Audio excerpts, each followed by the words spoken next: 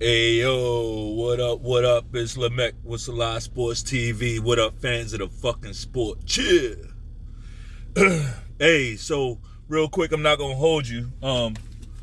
Just coming at you with a real quick one, but I wanna talk about Terence Crawford and what he has coming up. Which frankly ain't a whole lot, right? It's not a whole lot. I don't see a whole lot on the horizon. Terence Crawford, just just to get it out there, I got Terence Crawford as my number one pound for pound guy, right? It's just me personally. As far as like the eye test, as far as like accomplishments, I got Terence Crawford as that guy in boxing. He's the number one guy. And also just a mean motherfucker, right? Once the bell rings, just very mean. He has the spirit that you want.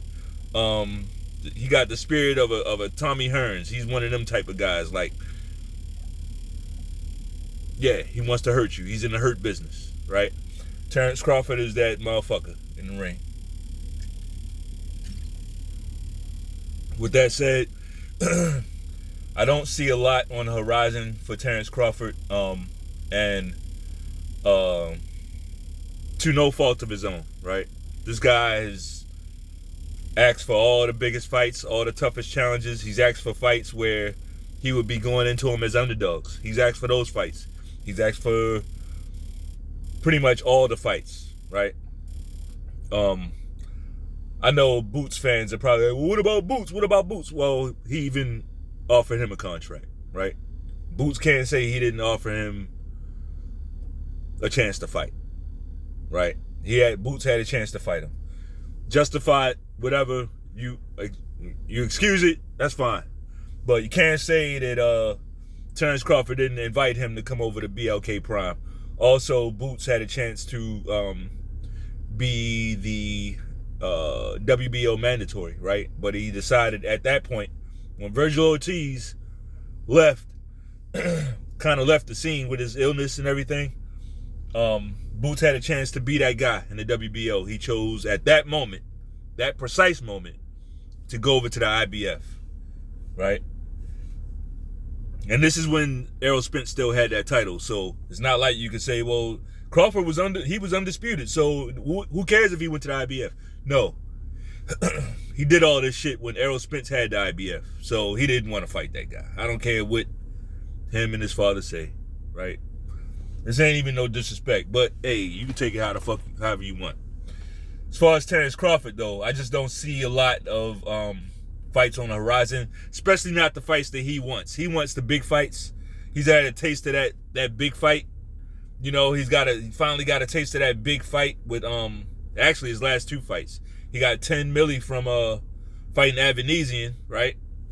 And then he got another big payday with Errol Spence. So, once you start getting paid like that, it's hard to kind of bring it all the way back down. Like, you just can't find the motivation to do that. So I'm not mad at him about that. I have no doubt in my mind if Boots Ennis could find the money, right? If him and Showtime could have found the money to put that deal up, to put that fight up, I'm sure Bud would have came knocking, right? All right, yeah, I'll knock you out for a bag. Yeah, no problem. I'll halt your career for a bag. But you want him to stop what he's doing and find a way to motivate himself for 1.5 or 2, Like he was making more than that over at Top Rank. And this ain't one of them channels where we count pockets, but I don't know. We talking about things that's going to keep a guy around the sport.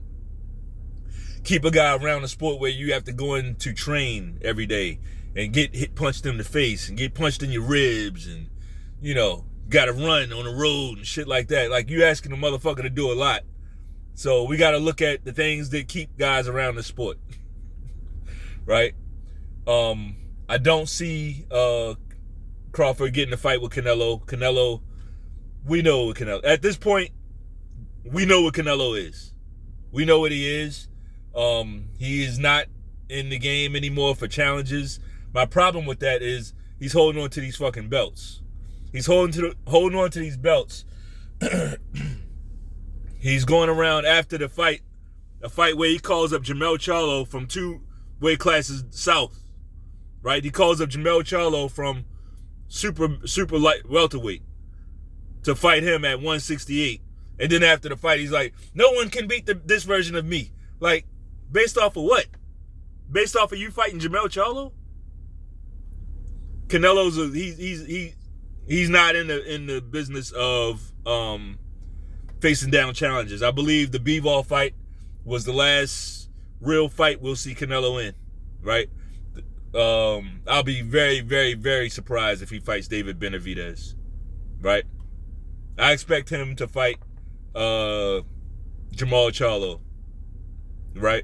Jaime Munguia, Jermall Charlo. Canelo he's out of the business of proving himself. He doesn't want that, right?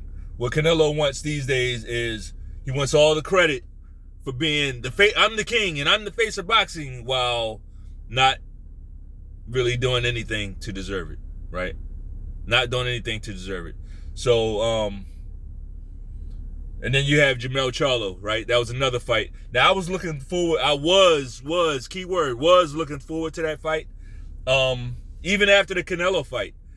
Even after the Jermell Charlo Canelo fight, I was still looking forward to Crawford and Jermell Charlo. For one, I had no doubt in my mind that Jermell Charlo wasn't gonna fight a Terence Crawford the way he fought Canelo Alvarez. That wasn't gonna happen, right?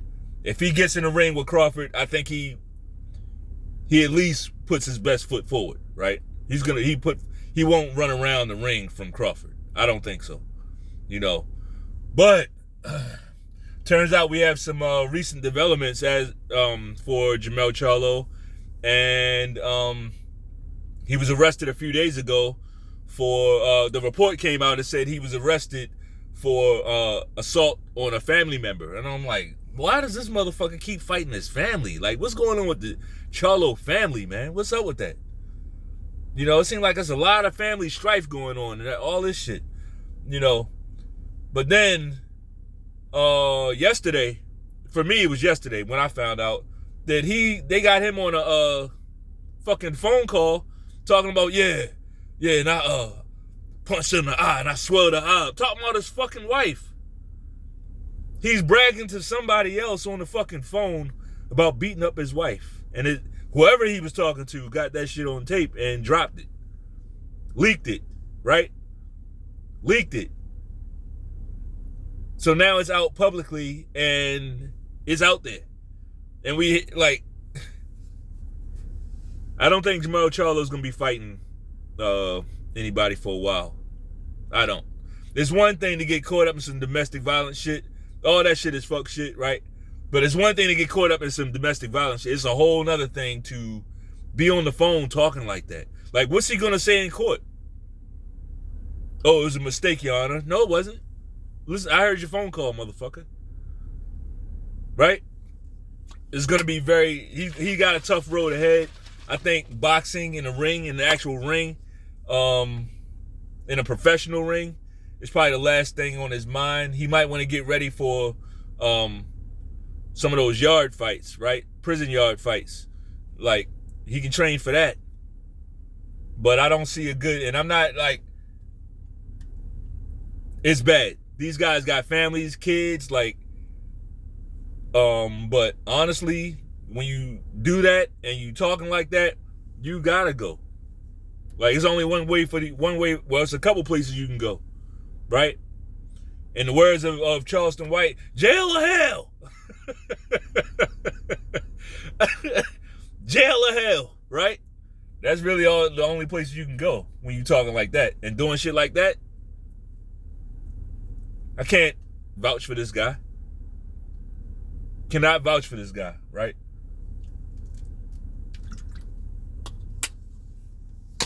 So yeah, some guys in boxing, it just works out like this for them. I have my theories. This isn't Carcino's channel, right? So I don't have the inside scoop. I don't have no inside information, none of that shit. Everything you see here is just me, right? It's just me riffing, for real.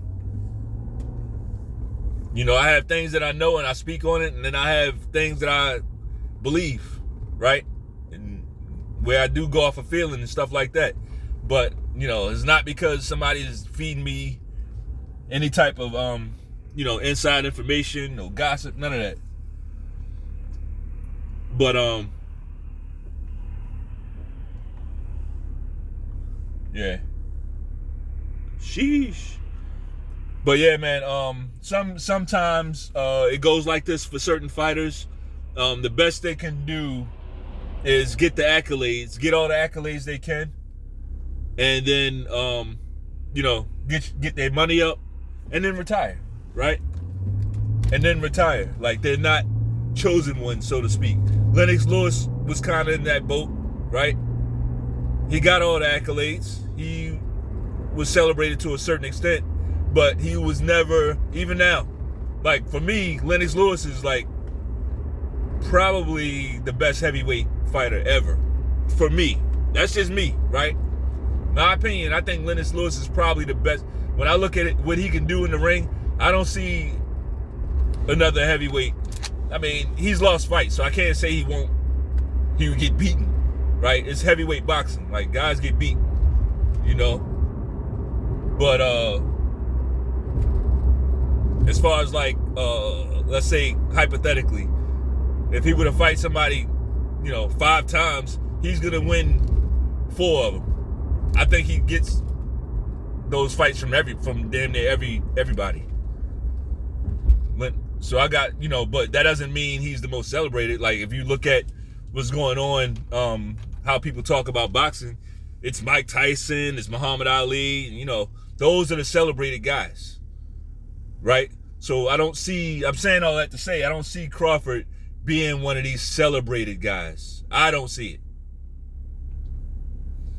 I personally don't see it, but I'm saying that to a certain extent because he's getting his victory tour now. He's celebrating. His real fans, they celebrate, and boxing fans, they celebrate what he's doing, but it's not really about that for him. He has that internal fire where, and you can see that, it didn't really matter how bad those guys on the other side was talking about him for years, 4 or 5 years, just, slandering his name and making up shit and all of that. He let it out a few times where he lashed out, but most of the time he just kept right on going, kept pushing for the fights that he wanted, and did his thing once he got him.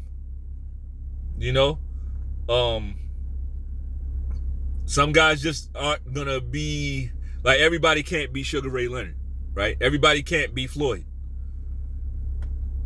But I think he's in a good spot. Legacy wise, like, I think he's in a good fucking spot. I would have loved to see him grab another belt at 154. And honestly, it can happen. There's nothing saying that can't happen. Absolutely nothing saying that can't happen. I'm here for a Tim Tszyu fight. Go over to Australia, ruin Tim Tszyu. I'm here for it. Get that belt and ride out on the sunset. What I'm saying is, I see Crawford with this, if they can get this Errol Spence rematch over the line that they insist on having, I see him getting that done. I see him getting that fight done. And honestly, I don't see him topping his performance that he put on in the last fight. Now, there's no way in hell he loses to Errol Spence, right? No way in hell that he loses to Errol Spence. Not after what we just saw.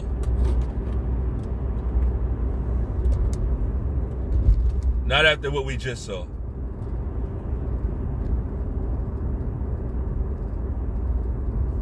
Right? There's no way in hell Errol Spence wasn't able to do anything in that fight. So there's no way in hell that Errol Spence beats Crawford in the rematch. But I'm just saying that I don't see Crawford. That performance was a one-on-one, right? He didn't make any mistakes in that fight. I think he cruises to another victory over Errol Spence. I think he stops Errol Spence again, right? I just don't think it'll be as complete a beat down. You know, guy's getting older. The guy's getting older.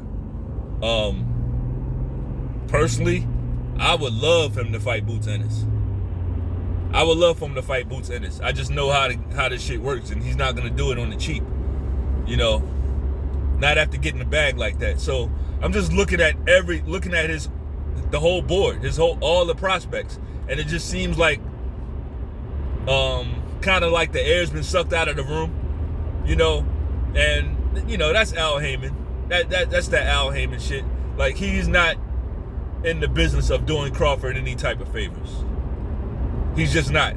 Especially one thing about businessmen, like, especially after you beat him, you already beat him in a deal. Crawford already beat him. I mean, he beat the hell out of Al Smith in the boardroom. Over the last couple years, he's been beating the shit out of PBC. You know, they tried to do the whole Ryan Garcia thing and try to keep him out of the ring and don't take a fight. He immediately went into a fight with David Avedisian. Like, fuck you. I'm going to take this fight, and we still going to come back to the table for Errol Spence. He did that, right?